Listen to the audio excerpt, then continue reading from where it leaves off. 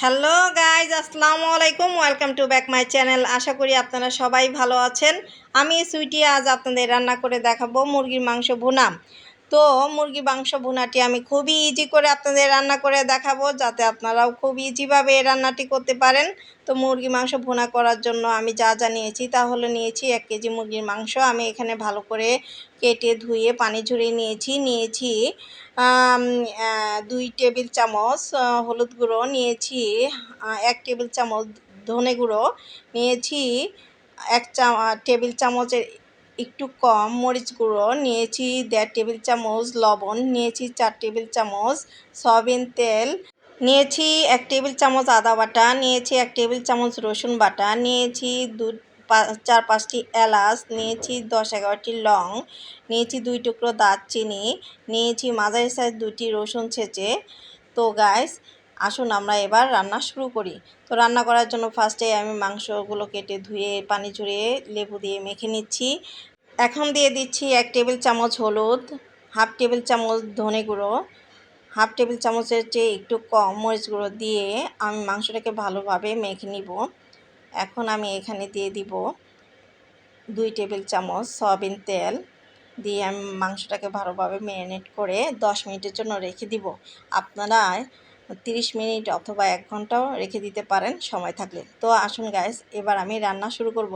রান্না শুরু করার জন্য আমি চুলা জ্বালিয়ে কড়াইটি গরম করে নিয়েছি। এখানে দিয়ে দিচ্ছি সয়াবিন তেল 4 টেবিল চামচ দিয়ে আমি তেলটা গরম করে নিব। তো গাইস, তেল গরম হয়ে গেছে। এখন আমি এখানে দিয়ে দিচ্ছি ম্যারিনেট করা মাংসগুলো। এখানে আমি ছড়িয়ে দিচ্ছি, যাতে মাংসগুলো তেলে ভালোভাবে ভাজা হয়।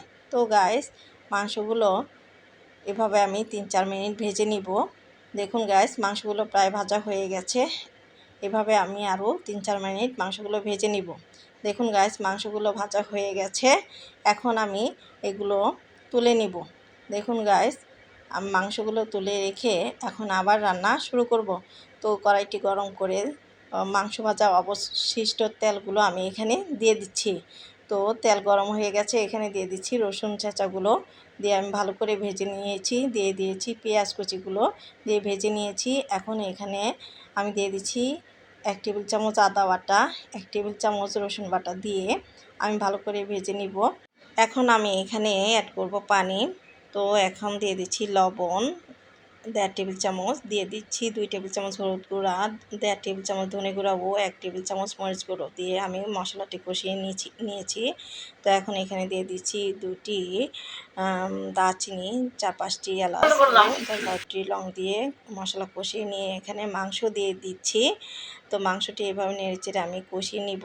দেখুন গাইস, মাংস কষানো হয়ে গেছে। এখন আমি এখানে অ্যাড করে দিব পানি। পানিটা ফুটন্ত পানি দিলে ভালো হয়। তো আমি এখন নেড়েচেড়ে আমি ঢাকনা দিয়ে ঢেকে এভাবে 10-15 মিনিট রান্না করব। তো গাইস, দেখুন আমার মাংস রান্নাটি প্রায়ই হয়ে গেছে। এখন আমি এখানে দিয়ে দিচ্ছি 2টি কাঁচামরিচ দিয়ে এখন আমি লবণ ঝাল দেখে নিব।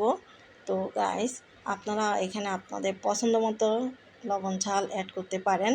তো এইভাবে আমি ঢাকনা দিয়ে ঢেকে আরও 10-12 মিনিট রান্না করব। তো গাইস, দেখুন আমার রান্নাটি একদম পারফেক্টভাবে হয়ে গেছে। এখন আমি এটি সার্ভ করে নিব।